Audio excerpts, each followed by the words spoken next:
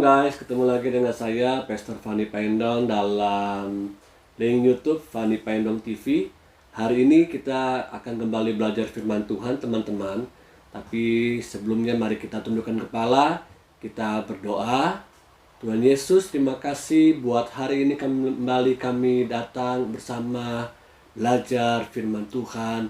Biarlah ada rema-rema firman-Mu yang boleh menolong kami semakin bertumbuh dan semakin bijaksana dalam menghadapi masa muda kami. Tuhan tolong kami, Roh Kudus berbicara kepada kami, bahkan pakai hamba-Mu yang terbatas ini dengan kuasa yang tidak terbatas.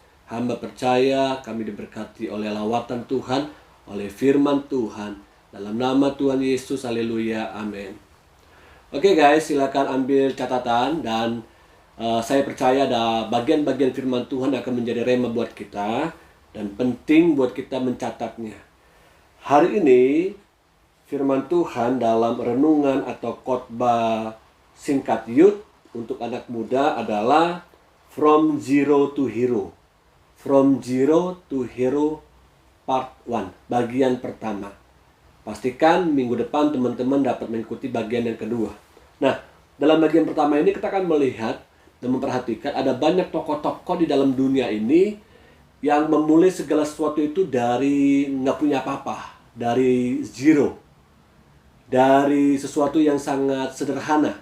Namun ketika mereka menjalaninya, mereka menjadi seorang yang menginspirasi dan menjadi seorang hero, menjadi seorang pahlawan. Nah, sebut saja tokoh Michael Jordan. Teman-teman pasti tahu, ya, dia adalah seorang atlet tenis lapangan. Oh, bukan. Dia adalah seorang pemain NBA, pemain basket. Ya, Michael Jordan dikenal dengan julukannya Airwalk. Karena dia punya kapasitas, punya kelebihan bisa seperti berjalan di atas udara, di atas angin. Ketika dia membawa bola lalu dia memasukkannya ke dalam keranjang. Ya. Nah, siapa yang membuat Michael Jordan ini begitu gemar dengan bola basket? Ternyata dia punya seorang kakak namanya Larry. Ya, Larry lah yang mengajak Jordan untuk bermain bola basket pada waktu dia masih kecil. Dan dia suka mengajak Jordan ini untuk bermain ya one on one atau man to man, ya. Jadi bertanding gitu ya, siapa yang bisa mencetak lebih banyak bola masuk ke dalam keranjang. Ternyata Jordan kalah. Nah, dari pengalaman itu akhirnya dia bertekad untuk bisa mengalahkan kakaknya itu Larry. Nah, alhasil Jordan pun akhirnya bisa bermain bola basket dengan baik. Dan ternyata ketika dia masuk dalam sebuah sekolah atau SMA, dia juga pernah mencoba untuk tergabung dalam tim sekolahnya. Namun sayangnya tidak semudah memberikan telapak tangan. Dia mengalami kegagalan demi kegagalan. Tapi dia tidak menyerah, teman-teman. Dia terus berlatih. Akhirnya dia masuk menjadi seseorang yang terlibat dalam tim basket di sekolahnya. Dan akhir tahunnya dia bisa masuk berhasil ke All American High School Team. Wow, usahanya menghasilkan sesuatu yang sangat membanggakan buat dirinya, yaitu Michael Jordan.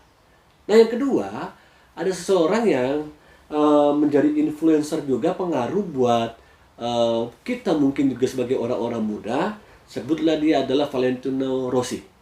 Dia adalah seorang pembalap yang mengalami sebuah proses waktu kecil itu bukan hal yang mudah, dan dia memiliki sebuah julukan The Doctor ya, karena dia bisa memenangkan begitu banyak ya champion, pertandingan demi pertandingan. Setiap seri hampir dia lalap semuanya. Namun ternyata Rossi pernah mengalami sebuah trauma akibat kenangan buruknya ketika dia memperhatikan dan melihat kehidupan ayahnya yang adalah seorang pembalap. Dari situ dia punya trauma. Dia tidak mau itu menjadi bagian daripada karirnya dalam hidupnya untuk bermain, bertanding motor balap. Nah, memori buruk, banyak kecelakaan, banyak cedera, itu menakutkan ya, karena dia adalah ayah saya. Ini ungkapan dari Rossi ketika ditanya gitu ya. Nah, teman-teman, dari dua tokoh ini kita melihat bahwa baik Jordan maupun Rossi, mereka pernah mengalami sebuah masa-masa kegagalan. Nah, ada satu persamaan yang dimiliki oleh mereka, oleh orang-orang yang berhasil dalam dunia ini, tapi ada begitu banyak kegagalan yang setiap orang itu memiliki kegagalan yang berbeda-beda. Namun satu persamaannya adalah mereka pernah mengalami yang namanya gagal, fail, ya. Mereka pernah mengalami kesalahan, mereka pernah mengalami yang namanya sesuatu masa-masa yang sulit untuk dapat diterima. Nah, pertanyaannya buat kita adalah bagaimana kita bisa menjadi from zero to hero. Bagaimana kita yang tadinya nggak punya apa-apa, nggak bisa apa-apa, yang dari nol ini menjadi seorang yang hero, menjadi seorang pahlawan. Nah, teman-teman yang Tuhan kasih, catat baik-baik, ingat baik-baik, bagian ini penting buat kita dalam masa muda. Saya percaya bahwa setiap kita mau menjadi hero. Ya, kita tidak mau menjadi orang-orang yang biasa-biasa, tapi jadi orang yang luar biasa. Kenapa? Karena kita punya Tuhan yang luar biasa. Amin. Nah, yang pertama yang perlu kita miliki adalah berjalanlah dengan visi atau mimpi daripada Tuhan. Berjalanlah dengan visi atau mimpi daripada Tuhan. Vision or dream from the God. Kejadian pasal 37 ayat 5 sampai dengan ayat yang ke-9. Kejadian 37 ayat 5 sampai dengan 9. Pada suatu kali bermimpilah Yusuf, lalu mimpinya itu diceritakannya kepada saudara-saudaranya, sebab itulah mereka lebih benci lagi kepadanya. Nah, kita lihat di sini bahwa kakak-kakaknya itu benci kepada Yusuf. Namun yang membuat mereka benci kepada Yusuf adalah Yusuf itu menjadi anak kesayangan ayahnya. Nah, mereka tambah benci kepada Yusuf karena Yusuf memiliki mimpi. Yusuf memiliki mimpi dan mimpinya itu diceritakan kepada kakak-kakaknya. Coba lihat ya, ayat 6. Karena katanya kepada mereka, coba dengarkan mimpi yang kumimpikan ini. Yusuf ngomong begini kepada kakak-kakaknya, dengar, ini mimpi saya. Tampak kita sedang di ladang, mengikat berkas-berkas gandum, lalu bangkitlah berkasku dan tegak berdiri. Kemudian datanglah berkas-berkas kamu sekalian, mengelilingi dan sujud menyembah kepada berkasku. Ayat 8. Lalu saudara-saudaranya berkata kepadanya, apakah engkau ingin menjadi raja atas kami? Apakah engkau ingin berkuasa atas kami? Jadi makin bencilah mereka kepadanya karena mimpinya dan karena perkataannya itu. Lalu ia memimpikan pula mimpi yang lain yang diceritakannya kepada saudara-saudaranya. Katanya, aku bermimpi pula tampak matahari, bulan dan 11 bintang sujud menyembah kepadaku. Nah, Yusuf ini mendapatkan mimpi dan mimpinya ini memang datang dari Tuhan. Dan dua kali dia bermimpi, dia ceritakan kepada abang-abangnya, kepada kakak-kakaknya. Lihat, ternyata respon daripada abang-abangnya atau kakak-kakaknya itu tidak baik. Mereka merasa bahwa Yusuf ini akan menjadi seorang pemimpin, lalu abang-abangnya atau saudara-saudaranya ini akan menjadi follower pengikutnya. Dan mereka tidak bisa terima kenyataan itu. Nah, Yusuf harus bayar harga, guys, untuk bisa berjalan di dalam mimpi dari Tuhan. Ada harga yang harus dibayar, ada sesuatu yang perlu dikorbankan.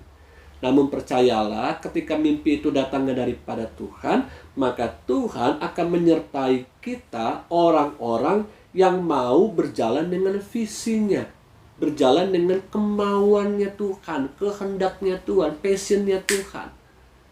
Saya percaya teman-teman pasti mau mendapatkan mimpi dan visi daripada Tuhan. Karena mimpi dan visi daripada Tuhan itu bukan untuk membuat hidup kita nyaman, tapi membuat hidup kita harus keluar dari zona nyaman. Dan yang kedua, mimpi yang datang daripada Tuhan bukan untuk memperkaya diri kita sendiri, tapi untuk membantu orang-orang sekitar kita. Terlebih lagi untuk menggenapkan kerajaan Allah. Halo. Saya memiliki mimpi, I have a dream. You juga pasti punya mimpi. Ya, pertanyaannya adalah mimpi kita ini apakah datang dari Tuhan atau karena bunga tidur? Karena keletihan. Nah, yang perlu kita cari adalah mimpinya yang datangnya dari Tuhan. Pengenalan dari Tuhan, pengetahuan dari Tuhan, visi dari Tuhan. Amsal pasal 29 ayat 18. Bila tidak ada wahyu, menjadi liarlah rakyat. Berbahagialah orang yang berpegang pada hukum. Lihat ya, bila tidak ada wahyu, menjadi liarlah rakyat. Di dalam versi King James, Proverb ya 29 lalu 18 dikatakan, where there is no vision the people perish. Jika manusia tidak memiliki wahyu, visi, mimpi daripada Tuhan, maka manusia akan menjadi liar atau rusak. Pertanyaannya adalah, berarti mimpi itu penting nggak? Visi itu penting nggak buat kita? Ya, sangat penting, very important. Ya, sangat penting. Nah, Bapak Pendeta Amos Hosea sebagai mentor saya, dia mengatakan bahwa visi itu merupakan suatu gambaran mental tentang masa depan yang ingin diraih. Gambaran mental tentang masa depan yang ingin diraih. Nah, itu visi. Apa yang ada di dalam pikiran kita, apa yang di dalam hati kita. Sesuatu apa yang ingin kita perbuat dan kita lakukan dan menghasilkan sebuah prestasi atau sebuah kebanggaan. Nah, ini penting, visi. Nah, tapi seorang Helen Keller dia mengatakan bahwa the greatest tragedy in life is people who have sight but no vision. Tuh, tragedi terbesar dalam hidup kita adalah bukan sesuatu yang kita dapat lihat, tapi bicara tentang seseorang yang tidak memiliki sebuah visi. Itu tragedi terbesar. Siapa Helen Keller? Helen Keller adalah seorang wanita yang lahir dalam keterbatasannya secara fisik. Dia tidak bisa melihat, dia tidak bisa berbicara, dan dia tidak bisa mendengar. Tapi dahsyatnya Tuhan memiliki sebuah rencana visi dalam hidupnya. Dia menjadi seorang wanita yang bisa menginspirasi banyak orang di tengah-tengah keterbatasannya. Walaupun dia tidak bisa melihat secara fisik, secara kasat mata, tapi dia bisa melihat sesuatu yang besar yang Tuhan berikan dalam dirinya untuk menginspirasi banyak orang. Dia mendapatkan piala Oscar. Bahkan dia juga mendapatkan gelar sarjananya dari Harvard University. Keren. Ya, inilah orang-orang yang memiliki visi. Nah, orang-orang yang memiliki visi. Dalam hidup kita sebagai manusia, kita punya dua penglihatan. Yang pertama adalah penglihatan secara jasmani. Teman-teman bisa melihat saya, bisa menyaksikan Fanny Pendong TV ini. Bisa menyaksikan dan bisa melihat. Namun ternyata belum tentu kita juga memiliki penglihatan rohani yang baik. Doa saya teman-teman bukan hanya memiliki penglihatan secara jasmani, tapi engkau dan saya juga memiliki penglihatan secara rohani. Apa yang perlu kita lihat? Visi. Apa yang perlu kita raih? Mimpi daripada Tuhan. Amin. Miliki penglihatan secara jasmani dan milikilah penglihatan secara rohani. Ada seorang tokoh kartun, Walt Disney, ya kita tahu bersama. Dia adalah seorang kreator, seorang yang memiliki talent yang luar biasa, menciptakan begitu banyak kartun-kartun, dan mungkin beberapa kartun diantaranya kita sangat senang membaca komiknya atau menonton film kartunnya seperti Mickey Mouse, Donald Duck, dan lain sebagainya. Satu kali ada sebuah peresmian Disneyland di Hong Kong, Disneyland di Hong Kong. Lalu didatangi begitu banyak wartawan. Nah, wartawan ini datang ketemu dengan istrinya Walt Disney. Wartawan ini bertanya, sayang sekali ya Bu, seandainya Bapak masih hidup sampai hari ini, maka Bapak bisa menyaksikan peresmian Disneyland di Hong Kong ini. Tahu apa jawaban daripada istrinya Walt Disney? Dia bilang begini, justru suami saya sudah melihatnya lebih dahulu sebelum bangunan ini berdiri. Sebelum Disneyland di Hong Kong ini berdiri. Nah, ini disebut dengan visi. Ini disebut penglihatan. bukan secara jasmani, tapi penglihatan secara rohani. Sudahkah teman-teman dan saya kita sampai ke arah situ? Melihat sesuatu yang Tuhan lihat dalam hidup kita jauh ke depan. Apa yang akan terjadi di sana. Nah, itu visi. Nah, ini mimpi. Nah, satu tokoh lagi. Teman-teman tahu James Cameron. James Cameron adalah seorang writing, ya, seorang penulis, seorang sutradara, produser film yang menciptakan film Titanic. Waktu film Titanic ini dibuat, lalu mendapatkan piala Oscar. Ya, karena film ini begitu dahsyatnya. Namun ternyata sementara film ini dibuat, James Cameron itu 15 tahun sebelumnya sudah mendapatkan vision. Apa visionnya? Visionnya adalah dia akan membuat sebuah film animasi terbaik di tengah-tengah dunia ini. Setelah film Titanic itu dibuat dan mendapatkan piala Oscar, barulah dia menyelesaikan sebuah film animasi, Avatar. Dan film animasi Avatar ini mengalahkan Oscar pertama yang dia dapat di dalam film Titanic. Di dalam film animasi Avatar ini dia mendapatkan 3 piala Oscar, guys. Nah, itu baru dia kerjakan, itu baru dia lakukan. Nah, orang-orang yang berjalan dengan visi daripada Tuhan, dengan mimpi daripada Tuhan, saya percaya hidupnya tidak akan menjadi biasa-biasa saja. Hidupnya bukan berada di atas rata-rata menurut ukuran manusia, tapi hidupnya ada di atas kemauannya Tuhan. Artinya Tuhan mau kita hidup excellent di atas rata-rata yang biasa manusia lakukan. Kita harusnya ada di situ, level itu. Nah, ayo hari-hari ini kita bersama-sama berjalan untuk mendapatkan mimpi dan visi daripada Tuhan. Bahkan Pastor Rick Warren dalam sebuah bukunya yang sangat bestseller itu, yaitu Purpose Driven Life, The Purpose Driven Life, teman-teman sudah pernah membacanya. Saya sudah membacanya dalam terjemahan bahasa Indonesianya. Ya, walaupun belum sepenuhnya lengkap saya baca, tapi dalam garis besarnya di situ Pastor Rick Warren berkata, Anda dilahirkan ke dalam dunia ini karena rencananya dan untuk rencananya. Keren. Jadi kita hidup karena rencana Tuhan dan kita hidup untuk rencana Tuhan. Karena kita tahu bahwa kita hidup untuk rencana Tuhan, makanya kita perlu cari tahu isi hatinya Tuhan, visinya Tuhan, mimpinya Tuhan buat kita. Karena ketika kita tidak mencari tahu, maka kita menolak pengenalan akan Tuhan. Lihat, kita menolak pengenalan akan Tuhan. Nah, dalam bagian yang pertama ini, dalam From Zero to Hero Part 1 ini, kita membahas tentang visi. Jadi yang perlu kita lakukan, yang perlu kita kejar hari-hari ini adalah visi atau mimpi daripada Tuhan, atau kehendak daripada Tuhan. Dalam Hosea pasal 4 ayat 6, Hosea pasal 4 ayat 6 katakan, umatku binasa karena tidak mengenal Allah. Umatku binasa karena tidak mengenal Allah. Di dalam versi King James katakan, my people are destroyed for lack of knowledge. Binasa karena tidak mendapatkan pengenalan akan Tuhan. Biar dalam masa mudamu, teman-teman, hari-hari ini yuk kita bangun hubungan keintiman kita dengan Tuhan dan temukan kehendaknya, temukan visinya, temukan mimpi-mimpinya Tuhan dalam hidupmu dan hidupku. Amin. Inilah firman Tuhan bagian pertama buat kita.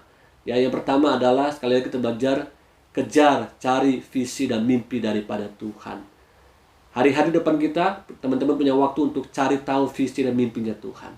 Sampai ketemu minggu depan, kita akan membahas bagian yang kedua. Apa yang perlu kita miliki di dalam menjadi seorang from zero to hero. Amin. Kita berdoa. Tuhan Yesus, terima kasih buat firman-Mu hari ini. Ajar kepada kami untuk kami mengejar visi dan mimpi daripada Tuhan. Kami tidak hidup untuk diri kami sendiri, tapi kami hidup untuk rencana Tuhan dan menggenapi rencana Tuhan. Apapun yang terjadi, kami harus berani melangkah karena roh yang ada pada kami lebih besar daripada roh yang ada dalam dunia ini. Roh Kudus, tolong kami, ingatkan kami betapa pentingnya kami menggenapi visi Tuhan. Dalam nama Tuhan Yesus Kristus kami sudah berdoa dan mengucap syukur. Haleluya, haleluya, haleluya. Amin. Oke guys, terima kasih buat waktunya. Pastikan minggu depan kau ada lagi dalam channel ini, dalam Fanny Pendong TV ini, di YouTube ini. Kita akan membahas bagian yang kedua, From Zero to Hero. Silakan share tayangan ini kepada teman-temanmu di kampus, di sekolah, teman-teman kerjamu, usahamu, teman-teman gerejamu, ya. Biar ini menjadi berkat buat kita semuanya. Tuhan Yesus menolong dan memberkati kita semua. Haleluya, haleluya. Amin.